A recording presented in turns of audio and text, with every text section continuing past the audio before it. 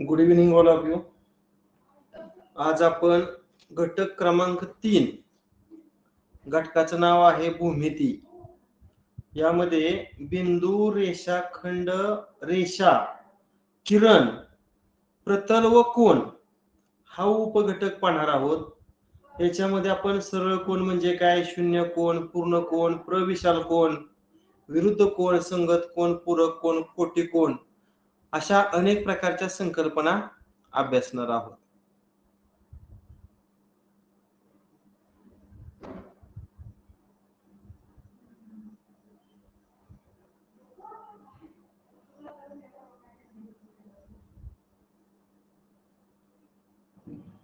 ठीक आहे. बघा, आता सर्वप्रथम बिंदू म्हणजे काय, तर अतिशय अणुकुचीदार अशा टोकाने, म्हणजे सुईचं जसं अणुकुचीदार टोक असतं अशा टोकानं कागदावर जर टिंब काढला तर तो काय मिळतो, बिंदू मिळतो.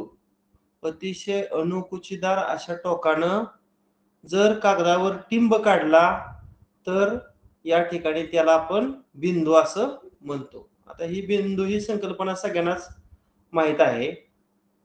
त्यानंतर रेषाखंड म्हणजे काय, तर रेषेवरील कोणत्याही दोन भिन्न बिंदूंनी मर्यादित झालेल्या तिच्या भागाला रेषाखंड असं म्हणतात. म्हणजे समजा आपण या ठिकाणी ही रेषा काढली,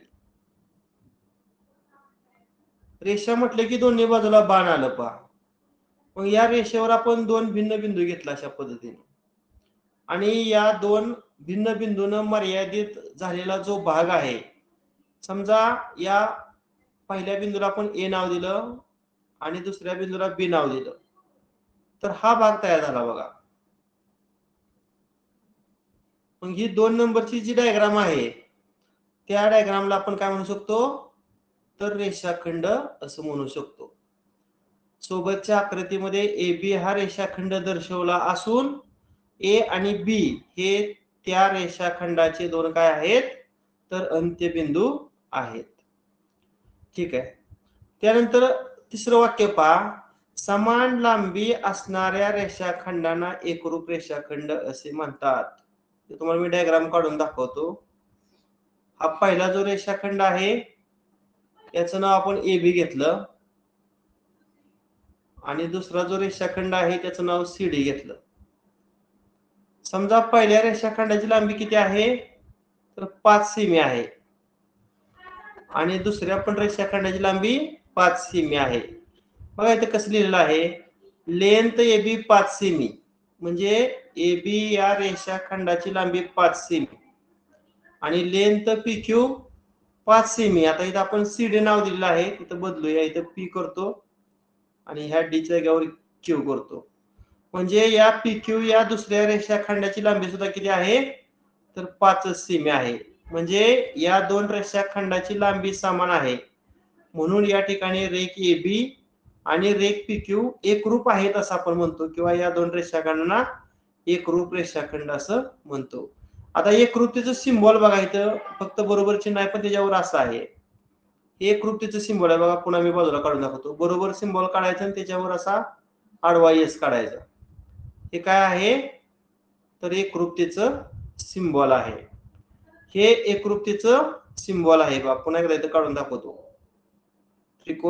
रेषाखंडाच्या एकरूपतेचं हे काय आहे, तर सिंबॉल आहे.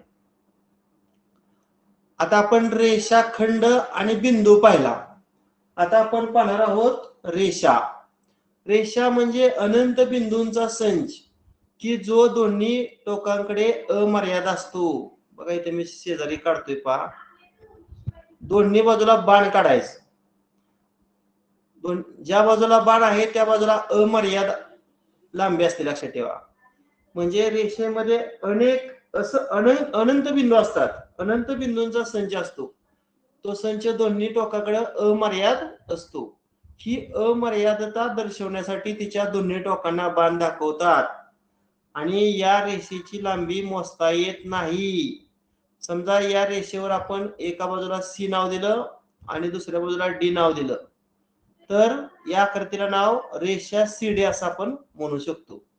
रेषा ही दोन्ही दिशेंना अमर्याद असते, त्यामुळे रेषेची लांबी आपणास मोजता येत नाही. आता त्यानंतर काही गुणधर्म आहेत पहा. दोन भिन्न बिंदूतून एक आणि एकच रेषा जाते. करून बघा वाटल्यास. दोन भिन्न बिंदू जर काढलं तर त्यातून एक आणि एकच रेषा जाते पहा.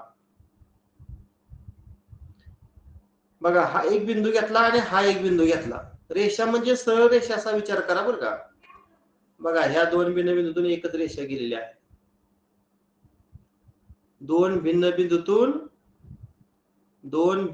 बिंदूतून एक आणि एकच रेषा जाते. दोन भिन्न बिंदूतून एक आणि एकच रेषा जाते. आता दुसरा गुणधर्म पहा. दोन भिन्न रेषा परस्परांना एकाच बिंदूत छेदतात, त्या बिंदूला छेदन बिंदू असे म्हणतात. बघा इथे डायग्राम मी काढतो. समजा ही पहिली रेषा आहे आणि ही दुसरी रेषा आहे. आता या दोन रेषा परस्परांना समजा ओ या एकाच बिंदूमध्ये छेदतात. मग ओ या बिंदूला काय म्हणायचं, तर छेदनबिंदू असं म्हटलं जातं. ओ या बिंदूला काय म्हटलं जातं, तर छेदनबिंदू असं म्हटलं जातं. त्यानंतर पुढचा गुणधर्म आहे, तीन किंवा तीन पेक्षा जास्त बिंदूतून एकच रेषा काढता येत असेल तर त्या बिंदूंना एक रेषीय बिंदू असे म्हणतात. आता खाली दाखवतो बघा. हा पहिला बिंदू आहे, हा दुसरा आहे, हा तिसरा आहे. समजा पहिला बिंदू ए घेतला आपण, दुसरा बिंदू बी घेतला आणि तिसरा बिंदू सी घेतला. आता या तीन बिंदूतून बघा एकच रेषा आपण काढलेली आहे. म्हणून अशा तीन बिंदूंना आपण एक रेषीय बिंदू म्हणतो. कोलिनियर पॉइंट्स असं इंग्रजीमध्ये म्हटलं जातं. तीन किंवा तीन पेक्षा जास्त बिंदूतून जर एकच रेषा काढता येत असेल तर त्या बिंदूंना काय म्हणायचं, एक रेषीय बिंदू असे म्हणतात. पुढं, जेव्हा तीन किंवा अधिक बिंदूतून जाणारी एकही रेषा काढता येत नाही तेव्हा त्या बिंदूंना नैक रेषीय बिंदू म्हणतात. समजा इथे एक बिंदू आहे आणि इथे एक बिंदू आहे आणि त्याच्या वरच्या बाजूला एक तिसरा बिंदू आहे. आता हे अशी आपणास एकही रेषा काढता येत नाही की त्या रेषेवर हे तिन्ही बिंदू असतील. आता जर ह्या दोन बिंदूतून जाणारी आपण रेषा काढली तर या रेषेवर दोनच बिंदू आलं. पुन्हा ही जर रेषा काढली तर या रेषेवर दोनच बिंदू आलं. किंवा ही तिसरी रेषा जर काढली तर या रेषेवर सुद्धा दोनच बिंदू आहेत. म्हणजे एका रेषेवर तीन बिंदू येत नाहीत. एका रेषेवर तीन बिंदू येत नाहीत. म्हणून अशा प्रकारच्या बिंदूंना नैक रेषीय बिंदू असे म्हणतात. समजा वरचा बिंदू ए आहे, खालचं दोन बिंदू बी आणि सी आहे. हे तीन नैक रेषीय बिंदू आहेत. त्याला आपण इंग्रजीमध्ये नॉन कोलिनियर पॉइंट्स असं म्हणतो. Non collinear points. नेक्स्ट, एकाच बिंदूत छेदणाऱ्या तीन किंवा अधिक रेषांना एक संपाती रेषा म्हणतात व त्यांच्या छेदन बिंदूला संपात बिंदू असे म्हणतात. समजा मी ही पहिली रेषा काढली, पुन्हा ही दुसरी रेषा काढली, पुन्हा ही तिसरी रेषा काढली बघा आता, किंवा ही चौथी रेषा काढली. 3 किंवा अधिक रेषा एकाच बिंदूमध्ये छेदत आहेत. समजा मधल्या छेदनबिंदूला आपण ओ नाव दिलं. मग अशा 3 किंवा अधिक रेषा जर परस्परांना एकाच बिंदूत छेदत असतील तर त्यांना एक संपाती रेषा असे म्हणतात. अशा रेषांना काय म्हणायचं? एक संपाती रेषा. आणि ओ या छेदनबिंदूला संपात बिंदू असं म्हणतात. ओ या छेदनबिंदूला काय म्हणायचं? संपात बिंदू असं म्हटलं जातं. एकाच प्रतलात असणाऱ्या, समजा मी हे प्रतल काढलं बघा, प्रतल म्हणजे टेबलाचा पृष्ठभाग, हा एक प्रतलाचा भाग असतो. आता हा टेबलाच्या पृष्ठभागासारखा एक प्रतलाचा भाग काढला. एकाच प्रतलात असणाऱ्या, समजा ही एक अशी मी आडवी रेषा काढली आणि दुसरी एक त्याच्या खाली आडवी रेषा काढली. ह्या दोन रेषा एकाच प्रतलात आहेत आणि या दोन रेषा कधीही परस्परांना छेदत नाहीत. अशा दोन रेषांना काय म्हणायचं? समांतर रेषा असे म्हणतात. एकाच प्रतलात असणाऱ्या पण एकमेकींना न छेदणाऱ्या रेषांना काय म्हणायचं? समांतर रेषा असं म्हटलं जातं. आता या ठिकाणी आपण काय करूया? समजा प्रतलाला ई नाव दिलेलं आहे. समजा इथं आतल्या बाजूला मी ई नाव दिलं. ई हे प्रतल आहे आणि पहिल्या रेषेला ए नाव दिलं आणि दुसऱ्या रेषेला आपण बी नाव दिलं. सोबतच्या आकृतीमध्ये ई हे प्रतल आहे आणि ई या प्रतलामध्ये रेषा ए आणि रेषा बी या परस्परांना समांतर रेषा आहेत. त्यानंतर किरण, किरणला आपण इंग्रजीमध्ये रे असं म्हणतो, रे, किरण. एका ठराविक बिंदूतून एका दिशेकडे अमर्यादित असणाऱ्या आकृतीला किरण म्हणायचं. थोडक्यात समजा ए हा आरंभ बिंदू आहे आणि एका बाजूला फक्त काय आहे? बाण आहे. एका बिंदूतून, एका ठराविक बिंदूतून, म्हणजे या ठिकाणी ए हा ठराविक बिंदू आहे, एका दिशेकडे म्हणजे बाणाच्या दिशेकडे अमर्यादित असणारी जी आकृती आहे याला काय म्हणायचं? किरण म्हणायचं. जेव्हा दोन किरणांचा आरंभ बिंदू एकच असतो. आता बघा मी दोन किरण काढतोय. हा पहिला किरण आहे. समजा या किरणाला नाव आपण ए बी दिलं. या किरणाला नाव दिलं ए बी. आता दुसरा किरण त्याच रेषेत काढतो पण त्यांचा आरंभ बिंदू एच असावा. समजा हा डाव्या साईडला असा वाढवला, इथं नाव दिलं सी. बघा आता या ठिकाणी पहिला जो किरण आहे तो ए बी आहे आणि दुसरा जो किरण आहे तो ए सी आहे. आता इथं ज्या पद्धतीने नाव दिली ते आपण त्या पद्धतीने देऊया.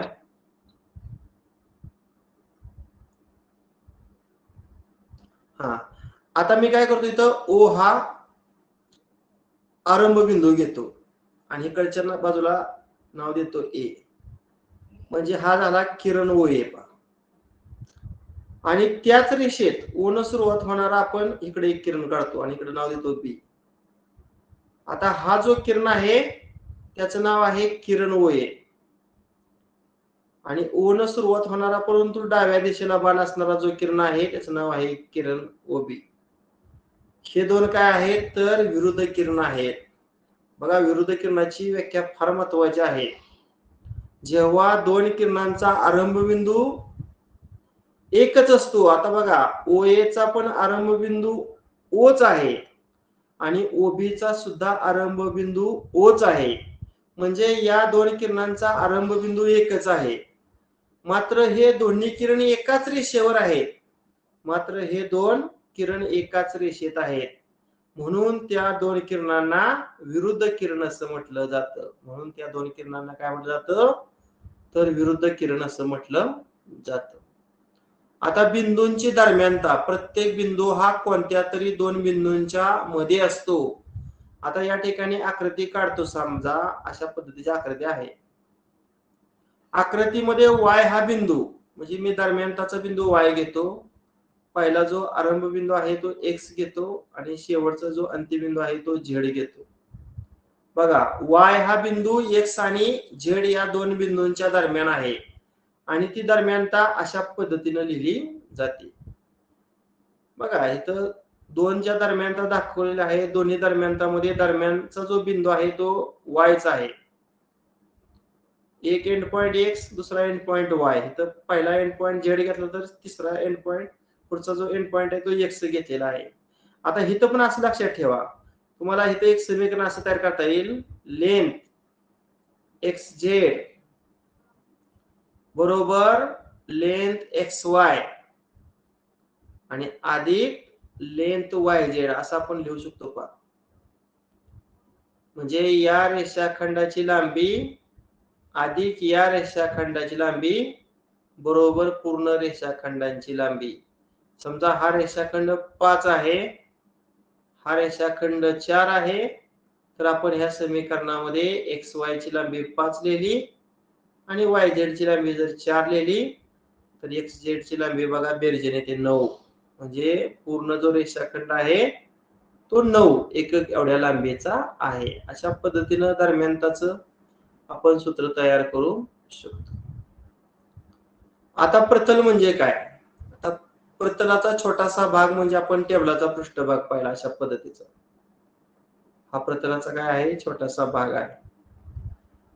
अमर्यादित सपाट पृष्ठभागाला प्रतल म्हणतात. अमर्यादित मतलब अमर्यादित कसं काय? बघा ही अमर्यादित रेषा आहे, ही सुद्धा अमर्यादित रेषा आहे,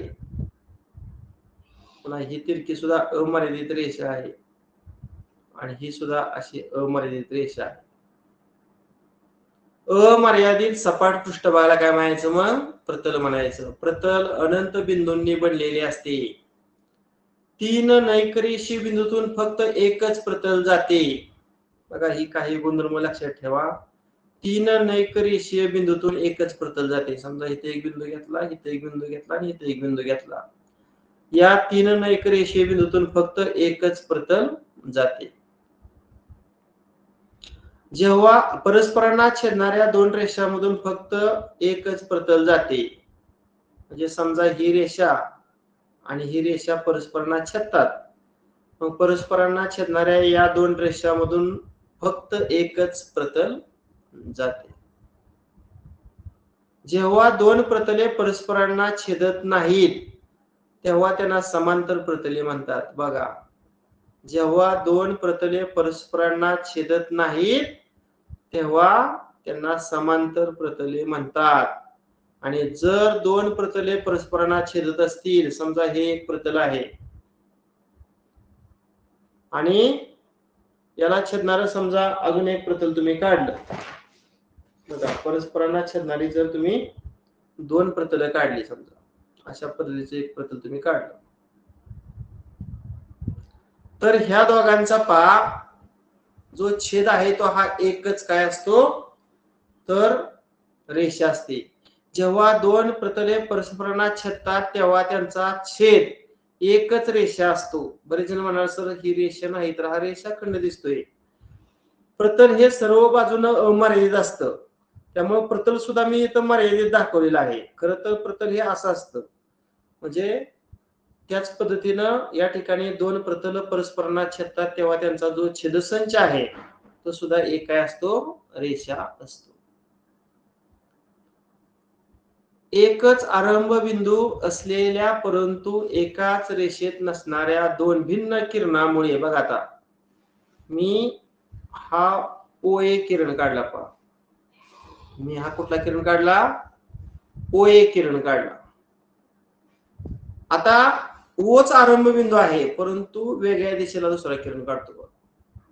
समजा इथं मी B घेतला बिंदू, बघा पहिला जो किरण आहे त्या किरणाचं नाव आहे किरण OA आणि दुसरा जो किरण आहे त्या किरणाचं नाव आहे OB, किरण OB. वैशिष्ट्य असं आहे की या दोन किरणांचा आरंभ बिंदू हा फिक्स आहे, एकच आहे. कोणता आरंभ बिंदू आहे? तर या दोन्ही किरणांचा O हा एकच काय आहे? आरंभ बिंदू आहे. OA ची सुरुवात पण ओ पासून झालेली आहे आणि ओबी ची सुरुवात सुद्धा ओ पासून झालेली आहे, परंतु एकाच रेषेत नसणारे हे दोन किरण आहेत. बघा, याची दिशा ही आहे आणि याची दिशा ही आहे, म्हणजे ईशान्य एक दिशा आहे आणि एक पूर्व दिशा आहे, म्हणजे एकाच रेषेत नसणारे हे दोन किरण आहेत. आणि अशा प्रकारे एकच रंबबिंदू असलेल्या परंतु एकाच रेषेत नसणाऱ्या दोन भिन्न किरणामुळे तयार होणारी जी आकृती आहे, या आकृतीला कोन असं म्हणतात. या आकृतीला काय म्हणायचं? कोन. याचं वाचन कसं करायचं? कोन BOA, किंवा याचं वाचन कोन AOB असं केलं जातं. आता बघा, आता तुम्हाला कोणाचा प्रकार माहित आहेत? काटकोन, लघुकोन आणि विशाल कोन. हे कोणावरून पडणारे हे कोणाचा प्रकार आहेत. ज्या कोणाचे माप 90 अंश असते त्याला काटकोन म्हणतात, आणि ज्या कोणाचे माप 90 पेक्षा जास्त व 0 अंश पेक्षा जास्त व 90 अंशापेक्षा कमी असते त्याला काय म्हणायचं? लघुकोन म्हणायचं. आणि विशाल कोन म्हणजे ज्या कोणाचं माप 90 पेक्षा जास्त व 180 अंशापेक्षा कमी असतं त्याला विशाल कोन म्हणायचं.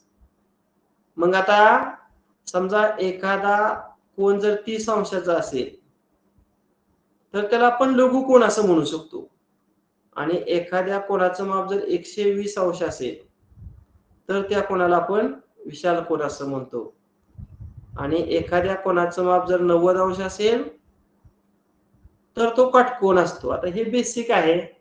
काटकोनाला आपण इंग्रजीमध्ये राईट अँगल म्हणतो, लघुकोनाला आपण इंग्रजीमध्ये ॲक्यूट अँगल म्हणतो, आणि विशाल कोनाला आपण इंग्रजीमध्ये ऑब्ट्यूस अँगल म्हणतो. आता हे कोणाचा प्रकार तुम्हाला अगदी प्राथमिक शाळेमध्ये सुद्धा झालेला आहे. आता पुढे पहा, सरळ कोन म्हणजे काय? Straight angle. ज्या कोणाचे माप 180 अंश असते त्या कोणाला काय म्हणायचं? सरळ कोन असं म्हणायचं. पाहता हा कोन आहे पहा,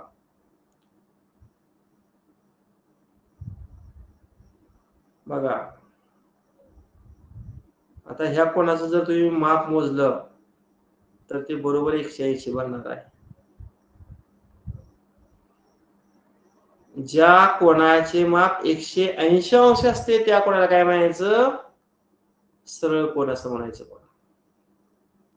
आता 0 अंश कोन, ज्या कोणाचे माप 0 अंश असते, समजा हा OA हा किरण आहे आणि याच किरणावर दुसरा किरण आहे, OB किरण आहे. मग या कोणाचं जर तुम्ही माप मोजलं कोन AOB चं, तर त्या कोणाचं माप किती असणार आहे? तर 0 अंश असणार आहे. म्हणून या कोणाला आपण काय म्हणणार आहोत? तर 0 अंश कोन असं म्हणणार आहोत. 0 अंश कोन असं म्हणणार आहोत. त्यानंतर पुढे पूर्ण कोन, कंप्लीट अँगल. जेव्हा कोणाची एक भुजा, बघा आता समजा ही कोणाची आपण OA ही भुजा काढली, जेव्हा कोणाची एक भुजा 360 अंशातून फिरते, समजा ही भुजा अशी रोटेट झाली अँटी क्लॉकवाईज डायरेक्शन आणि पुन्हा इथं आली, मग इथं मी बाजूला बी नाव देतो. बघा 360 अंशातून त्या कोणाची भुजा अँटी क्लॉकवाईज डायरेक्शन रोटेट झालेली आहे. मग अशा प्रकारच्या कोणाला काय म्हणायचं? पूर्ण कोन असं म्हणायचं. अशा प्रकारच्या कोणाला काय म्हणायचं? पूर्ण कोन असं म्हणायचं. आता बघा पुढचं प्रविशाल कोन. बघा ही संकल्पना मला वाटते तुम्हाला नसेल झाली. ज्या कोणाचे माप 180 अंशापेक्षा जास्त व 360 अंशापेक्षा दरम्यान असते त्यांना आपण प्रविशाल कोन म्हणतो. समजा 195 अंशाचा कोन आहे तो प्रविशाल कोन येणार, किंवा 285 अंशाचा कोन आहे तो सुद्धा काय येणार? प्रविशाल कोन येणार आहे. त्यानंतर पुढचं बघा कन्सेप्ट आहे संलग्न कोन. ज्या दोन कोणाची एक भुजा सामायिक असते व त्यांचे अंतर्भाग भिन्न भिन्न असतात त्या कोणाच्या जोडीला संलग्न कोणाची जोडी किंवा लगतच्या कोणाची जोडी असे म्हणतात.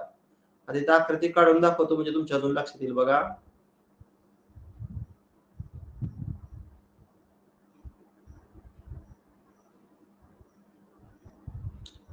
आता या किरणावर मी ए बिंदू घेतला, या किरणावर बी बिंदू घेतला आणि या किरणावर सी बिंदू घेतला आणि ओ हा तिन्हीचा आपण आरंभ बिंदू घेतला. आता बघा ज्या दोन कोणांची, हा पहिला कोण आहे पहा आणि हा दुसरा कोण आहे, ज्या दोन कोणांची एक भुजा सामायिक असते. कोणती भुजा सामायिक आहे रे? बघा ही भुजा सामायिक आहे मधली. ज्या दोन कोणांची एक भुजा सामायिक असते आणि त्यांचे अंतर्भाग भिन्न भिन्न असतात. आता पहिल्या कोणाचा हा अंतर्भाग आहे बघा हा, आणि दुसऱ्या कोणाचा हा अंतर्भाग आहे, म्हणजे हे अंतर्भाग भिन्न भिन्न आहेत. अशा कोणांच्या जोडीला आपण काय म्हणतो तर संलग्न कोणाची जोडी असं म्हणतो. आता मला सांगा ही संलग्न कोणाची जोडी येईल का रे? समजा हा एक कोण आहे आणि हा दुसरा एक कोण तुम्हाला दिलेला आहे,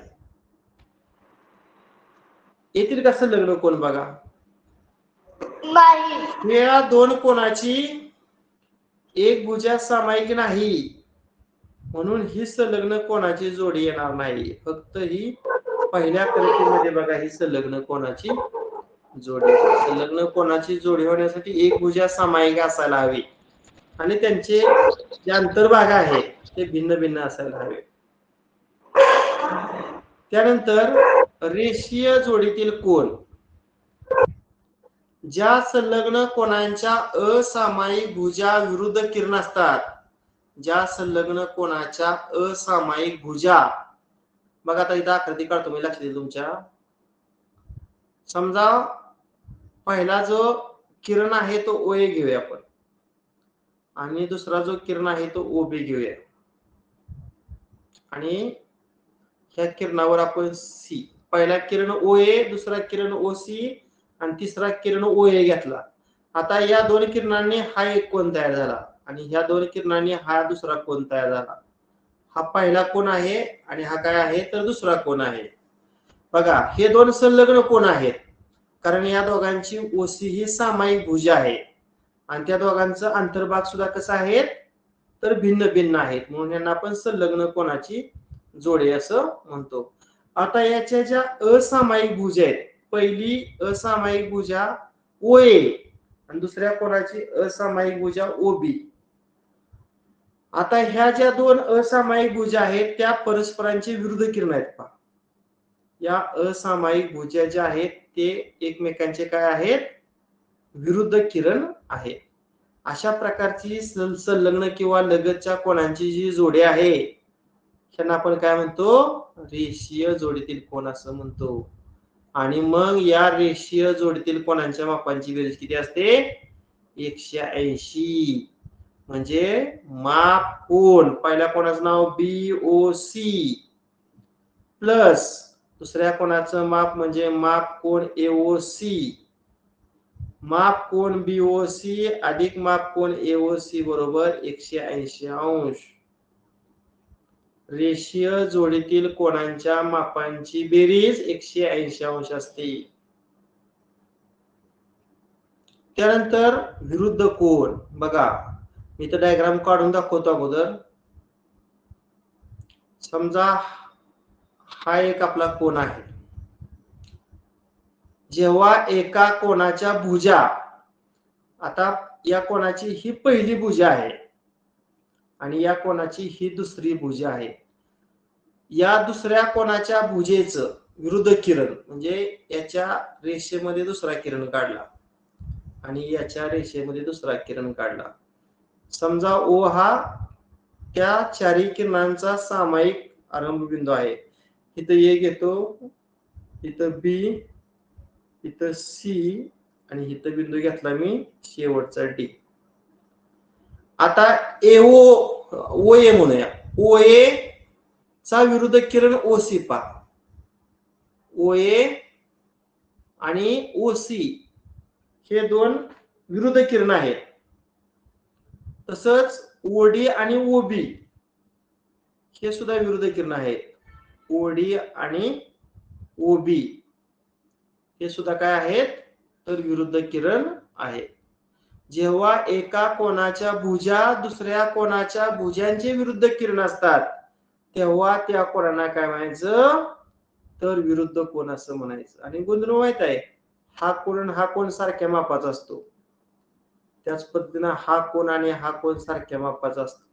म्हणजे दोन रेषा परस्परांना छेदल्यामुळं तयार होणाऱ्या ज्या विरुद्ध किरणांच्या जोड्या आहेत त्या एकरूप असतात. तयार होणारे विरुद्ध कोण हे सारख्या मापाचे असतात. त्यानंतर पुढची कन्सेप्ट आहे पूरक कोन. ज्या दोन कोणांच्या मापांची बेरीज 180 अंश असते त्या दोन कोणांना परस्परांचे पूरक कोन असं म्हणतात. आता उदाहरणार्थ बघा, हा एक कोन आपण घेतलेला आहे आणि हा दुसरा कोन घेतलेला आहे. समजा या कोणाचं नाव आपण घेतलं APB घेतलं आणि या दुसऱ्या कोणाचं नाव घेतलं CQD. आता हा जो कोन आहे तो ऑब्ट्यूस अँगल दिसतोय, म्हणजे विशाल कोन दिसतोय. समजा याचं माप 140 डिग्री असेल आणि हा आहे तो लघु कोन आहे, याचं माप जर 40 अंश असेल. आता ह्या दोन कोणांच्या मापांची बेरीज करून बघा. जो विशाल कोन आहे तो 140 अंशाचा आणि जो लघु कोन आहे तो 40 अंशाचा. आता ह्या दोघांची बेरीज किती आली तर 180 अंश आली. मग ज्या दोन कोणांच्या मापांची बेरीज 180 अंश असते त्या दोन कोणांना परस्परांचे काय म्हणायचं पूरक कोन. या कृतीमध्ये कोन APB व कोन CQD हे परस्परांचे पूरक कोन आहेत. आता पुढचं वाक्य फार महत्त्वाचं बघा, पूरक कोन संलग्न किंवा असंलग्न असतात. आता इथं जी पूरक कोणाची जोडी आहे ते कसं आहेत असंलग्न आहेत. आता इथं मी पुढचे दाखवतो बघा. आता ह्याचं माप 140 घेतलं आणि त्याचा लगतचा कोन ह्याचं 40 घेतलं तर ह्या दोघांची बेरीज सुद्धा बघा 180 येते. म्हणजे ही संलग्न पूरक कोणाची जोडी आहे आणि ही असंलग्न पूरक कोणाची जोडी आहे. त्यानंतर कोटी कोन. ज्या दोन कोणांच्या मापांची बेरीज 90 अंश असते. आता तुम्हाला एक उदाहरण म्हणून काढून दाखवतो बघा. हा किरण आपण OA घेऊया आणि दुसरा जो किरण आहे तो OB घेऊया आणि त्याच्या मधनं एक किरण काढतो तो OC घेऊया. समजा या कोणाचं माप 40 अंश आहे आणि या कोणाचं माप 50 अंश आहे. आता ह्या दोन कोणांच्या मापांची बेरीज करा. 40 आणि 50 किती आली तर 90 अंश आले. मग या कोणांच्या मापांची बेरीज 90 अंश आहे म्हणून ह्या दोन कोणांना परस्परांचे कोटी कोन असं म्हणतात.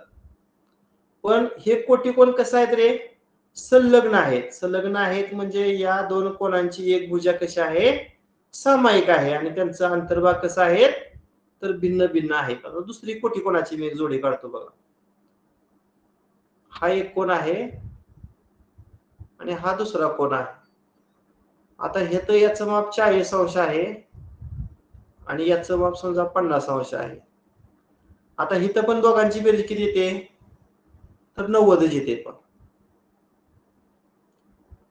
ह्या दोन आकृत्यामध्ये फरक काय, ह्याची कोणतीच भुजा सामायिक नाही त्यामुळे ही जी कोणाची जोडी आहे कोटी कोणा जोडी ह्याला असंलग्न म्हणायचं. मात्र ही दुसरी जी आकृती आहे या दोन कोणाची एक भुजा कशी सामायिक आहे त्यामुळे ती संलग्न कोटी कोणाची काय आहे तर जोडी आहे.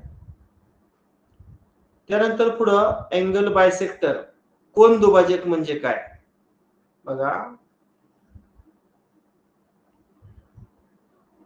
समजा इथं मी A बिंदू घेतला O हा आणि इथं B घेतला. कोणाच्या शिरोबिंदूतून निघालेल्या कोणाचा O हा काय आहे शिरोबिंदू आहे. कोणाच्या शिरोबिंदूतून निघाल्या कोणाच्या अंतर्भागातून जाणाऱ्या, बघा असा अंतर्भागातून एक मी किरण काढतोय, त्याला नाव दिलं ओसी, त्या कोणाचे दोन एकरूप कोणात विभाजन करणाऱ्या, बघा एओबी हा मूळचा कोण आहे, त्याने दोन समान कोण केलं, म्हणजे एओसी आणि बीओसी हे दोन समान कोण केलं. कोणाच्या शिरोबिंदूतून जाणाऱ्या कोणाच्या अंतर्भागातून जाणाऱ्या व कोणाचे दोन एकरूप कोणात विभाजन करणाऱ्या किरणाला कोन दुभाजक म्हणतात. मग या आकृतीमध्ये कोन दुभाजक कुठला, तर या आकृतीमध्ये मधला जो किरण आहे किरण ओसी हा काय होणार आहे, तर कोन दुभाजक होणार आहे. किरण ओसी हा कोन दुभाजक होणार आहे. दोन रेषांच्या छेदिकेमुळे होणाऱ्या कोणांची जोडी. आता पहिल्यांदा बघा आंतरकोन दिलेला आहे, आपण त्याला इंग्रजीमध्ये इंटेरियर अँगल्स म्हणतो. दोन रेषांना छेदिकेने छेदल्यामुळे आंतरकोनाच्या दोन जोड्या तयार होतात. बघा when two lines intersect each other then interior अँगलच्या दोन पेअर्स तयार होतात. आता बघा या ठिकाणी मी दोन रेषा काढतो अगोदर आडव्या. ही पहिली रेषा आहे, समजा या रेषेला मी एल रेषा म्हटलं आणि दुसरी रेषा काढली त्या रेषेला एम म्हटलं आणि ही त्याला छेदणारी छेदिका ट्रान्सव्हर्सल काढतो, त्या छेदिकेला आपण रेषा एन म्हटलं. आता दोन रेषांना जर छेदिकेने छेदलं तर 8 कोन तयार होतात. बघा 1 2 3 4 5 6 7 आणि 8. आता या 8 कोणामध्ये 4 जोड्या तयार होणार. मग त्यातल्या आंतरकोनाच्या दोन जोड्या कोणत्या, बघूया आता आंतरकोनाच्या जोड्या कुठल्या. बघा आता ज्या आडव्या रेषा आहेत त्याच्या आत किती कोण तयार झालं, बघा हा एक झाला, हा एक झाला, हा आणि हा, म्हणजे दोन आडव्या रेषेच्या आतलं 4 कोण आहेत. त्या 4 कोणामध्ये आंतरकोनाच्या दोन जोड्या तयार. आता काय कसं लक्षात ठेवायचं, छेदिकेच्या डाव्या बाजूचं दोन कोण कुठलं, बघा समजा हा कोण ए आहे आणि हा कोण बी आहे, म्हणजे कोण ए आणि कोण बी ही झाली पहिली आंतरकोनाची जोडी. आता दुसरी कुठली, मग सी आणि डी ही दुसरी आंतरकोनाची जोडी झाली, सी आणि डी. कशी जोडी लक्षात ठेवायची, बघा दोन आडव्या रेषेच्या आतल्या बाजूला जे 4 कोण आहेत त्यातील छेदिकेच्या डाव्या बाजूचं दोन कोण ही पहिली जोडी आणि छेदिकेच्या उजव्या बाजूची जी दोन कोण आहे ती दुसरी. अशा पद्धतीनं आंतरकोनाच्या दोन जोड्या तयार होतात. अजून ऍडव्हान्स मध्ये सांगतो, जर रेषा एल आणि रेषा एम या आडव्या दोन रेषा जर परस्परांना समांतर असतील तर ए आणि बी ही जी आंतरकोनाची जोडी आहे त्यांची बेरीज 180 अंश असते आणि सी आणि डी ही दुसरी जी आंतरकोनाची जोडी आहे यांची सुद्धा बेरीज 180 अंश असते. म्हणजे दोन समांतर रेषांना जर छेदिकेनं छेदलं तर तयार होणारे आंतरकोन पूरक असतात. तयार होणारे आंतरकोन काय असतात, पूरक असतात. त्यानंतर संगत कोनांच्या जोड्या, त्याला आपण करेस्पॉन्डिंग अँगलच्या पेअर म्हणतो, पेअर्स ऑफ करेस्पॉन्डिंग अँगल्स. दोन रेषांना छेदिकेने छेदल्यामुळे संगत कोनाच्या 4 जोड्या तयार होतात. बघा ही पहिली आडवी रेषा आहे आणि ही दुसरी आडवी रेषा आहे आणि त्यांना छेदणारी ही छेदिका आहे. समजा या आडव्या रेषांना मी एक्स आणि वाय नाव दिलं आणि छेदिकेला झेड असं नाव दिलं. इथं सुद्धा 8 कोन तयार झालेले आहेत. आता काय करायचं पहा, पहिल्या आता जी छेदिका आहे त्याच्या डाव्या बाजूचे 4 कोन विचार घ्या. हा पहिला, हा दुसरा, हा तिसरा आणि हा चौथा. डाव्या बाजूला जे 4 कोन आहेत त्यातल्या 2 जोड्या होणार, 2. आता कशा जोड्या ओळखायच्या, बघा एकडे घ्यायचं, समजा हा कोन घेतला का नाही की हा कोन घ्यायचा नाही, हा घ्यायचा. म्हणजे समजा या कोणाला मी नाव दिलं ए आणि ह्या कोणाला नाव दिलं बी. मग पहिली संगत कोणाची जोडी काय झाली, कोन ए व कोण बी. आता राहिलेली जोडी बघा डाव्या साईडची, हा सी आणि हा डी. म्हणजे दुसरी संगत कोणाची जोडी कुठली? सी आणि डी. आता छेदिकेची उजवी बाजू पहा.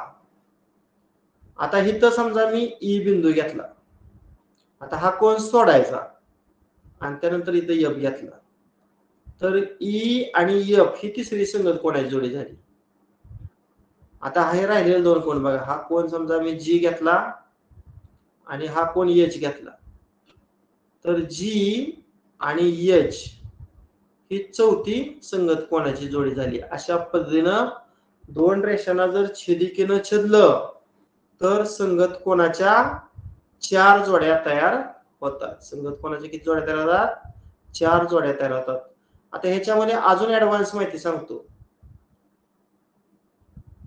आता जर तुम्हाला ह्या आडव्या दोन रेषा परस्परांना समांतर दिल्या, तर हे जे संगत कोण असतात का नाही, ते एकरूप असतात. म्हणजे या कोणाचं माप जर 50 नसेल, तो आता विशाल कोण दिसतोय साधारणतः आपण या कोणाचं माप 100 घेऊया, तर त्याचा जो संगत कोण आहे तो सुद्धा 100 येणार.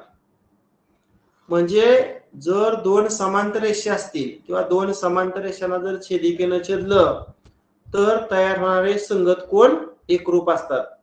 दोन समांतर रेषांना छेदिकेने छेदले असता तयार होणारे संगत कोण काय असतात? एकरूप असतात. आता आंतरवितक्रम कोण राहिलं बघा, त्याला आपण अल्टरनेट अँगल म्हणतो, इंटेरियर अल्टरनेट अँगल्स. समजा या दोन रेषा आहेत, त्यांना आपण रेषा एल आणि रेषा एम म्हटलं आणि या छेदिकेला रेषा एन असं म्हटलं. आता बघा आंतरवितक्रम कोणांच्या जोड्या घेताना हा कोण बघा आणि हा कोण थोडक्यात झेड अक्षर तयार होतो बघा, असं झेड बघा, असं झेड, असं पुन्हा असं आणि असं. वाटल्यास मी वेगळा कलर तुम्हाला दाखवतो म्हणजे अजून तुम्हाला व्यवस्थित लक्षात येईल. बघा हा हे जे झेड अक्षर आहे ना, झेड, या झेड अक्षरामध्ये ही काय तयार झाली? वितक्रम कोणाची पहिली जोडी तयार झाली. समजा हा कोण ए आहे आणि हा कोण कुठला आहे? बी. म्हणजे कोण ए आणि कोण बी ही आंतरवितक्रम कोणाची जोडी तयार झाली आणि ए चा पुढं सी आणि बी च्या डावीकडचा डी, म्हणजे सी आणि डी ही दुसरी आंतरवितक्रम कोणाची जोडी झाली. आता इथं पण लक्षात ठेवा, समजा आडव्या दोन रेषा परस्परांना समांतर असतील तर हा ए कोण आणि हा बी कोण ही जी आंतरवितक्रम कोणाची जोडी आहे ती एकरूप असते. आणि सी आणि डी ही सुद्धा आंतरवितक्रम कोणाची जोडी एकरूप असते. एकरूप म्हणजे त्यांची माप समान असणार. हा कोण जर 70 अंश असेल तर हा 70 असेल, हा 180 असेल तर हा 180 अंश असेल. एकंदरीत एवढं लक्षात ठेवा, दोन समांतर रेषांना छेदिकेने छेदले असता संगत कोणांच्या जोड्या एकरूप असतात, आंतरवितक्रम कोणांच्या जोड्या एकरूप असतात आणि आंतरकोन पूरक असतात. Corresponding angles are congruent, alternate angles are congruent, but interior angles are supplementary. ठीक आहे. आता शेवटचा भाग आहे पहा, घड्याळा संदर्भात मिनिट काट्याचा वेग 6 अंश प्रति मिनिट, तास काट्याचा वेग 0.5 डिग्री प्रति मिनिट. आता हे लक्षात न ठेवता आपल्याला तास काटा आणि मिनिट काटा याच्यामध्ये जर कोणाचं माप काढायचं असेल, कोणाचं माप जर अंशामध्ये काढायचं असेल तर हे सूत्र सर्वांनी लिहून घ्या. कोण बरोबर 30 गुणिले एच वजा 11/2 गुणिले एम. एच म्हणजे तास बर का, आवर म्हणतात, HOUR, आवर म्हणजे तास, आणि इथं एम म्हणजे मिनिट, मिनिटे, एम म्हणजे मिनिटे. बघा अतिशय महत्वाचं हे सूत्र आहे. कोणाचे माप हे नेहमी धन असतं. एखादी किंमत जर तुमची ऋण आली तर ती धनच घ्यायची आहे. आता एक साधं उदाहरण घेतो पहा. समजा घड्याळामध्ये 8:40 झालेले आहेत. घड्याळामध्ये 8:40 झालेले आहेत. आणि तुम्हाला विचारलं घड्याळाचा तास काटा आणि मिनिट काटा यांच्यामध्ये किती अंशाचा कोन तयार होईल. आपण या ठिकाणी सूत्रामध्ये किमती ठेवूया. 30 गुणिले h म्हणजे तास. किती तास पूर्ण झालते तर 8 वाजलेले आहेत म्हणजे तासाची किंमत h ची किंमत 8 टाकायची. वजा 11/2 गुणिले m म्हणजे मिनिटे. मिनिटे किती झालेले आहेत तर 40 मिनिटे झालेले आहेत. म्हणजे सूत्राच्या उजव्या बाजूमध्ये आपण h आणि m च्या किमती भरल्या. h म्हणजे तास आणि m म्हणजे मिनिट. आता इथं बे 1 बे आणि बे 2 4 आणि 0 ला 0.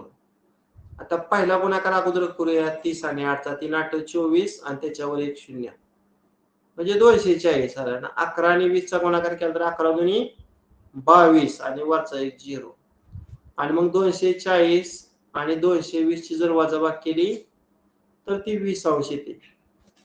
अशा पद्धतीने आपण घड्याळाचा तास काटा आणि घड्याळाचा जो मिनिट काटा आहे त्यांच्यामधील अंशात्मक कोनाचं माप काढू शकतो. अजून एक उदाहरण घेऊया आणि मग बस करूया. आता घड्याळामध्ये दिलेलं आहे 3:50 झालेले आहेत. घड्याळामध्ये 3:50 झालेले आहेत.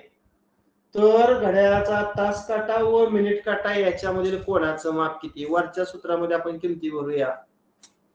30 गुणिले h म्हणजे किती तास झालेले आहेत तर 3 तास. 3 वाजून गेलेले आहेत. वजा 11/2 गुणिले m म्हणजे मिनिटं. आता मिनिटं किती झालेले आहेत तर 50 मिनिटं झालेले आहेत. आता इथं 2 न 50 ला बघतो. बे 1 बे बे 2 4 आणि बे 5 10 आणि मग पहिला गुणाकार आहे 90 आणि दुसरा गुणाकार जर केला बघा 11 5 55 चला 5 11 2 22 आणि 5 27 275 आलं. आता या लहान संख्येतून मोठी संख्या जात नाही. मग मोठ्या संख्येतून जर लहान संख्या वजा केली तर 185 येणार आहे आणि मोठ्या संख्येचं चिन्ह द्यायचं असतं म्हणजे वजा. आणि मग काय सांगितलं कोनाचं माप नेहमी धन असतं. त्यामुळे हे वजा 185 न वाचता हे 185 अंश असं वाचायचं. अशा पद्धतीनं घड्याळाचा तास काटा आणि घड्याळाचा मिनिट काटा यांच्यामध्ये 3:50 185 अंशाचा कोन तयार होतो. अशा पद्धतीनं आज आपण भूमिती या विषयामधील बिंदू, रेषाखंड, रेषा, किरण, प्रतल व कोन या घटकाच्या संदर्भामध्ये फक्त बेसिक माहिती पाहिलेली आहे. उद्याच्या तासाला आपण त्याच्यावर आधारित स्वाध्याय घेणार आहोत. आजचा घटक सर्वांना समजला का? Hello sir. हो सर. हो सर. आवाज येतोय का माझा? हो सर. हो सर. बस करूया. Okay bye.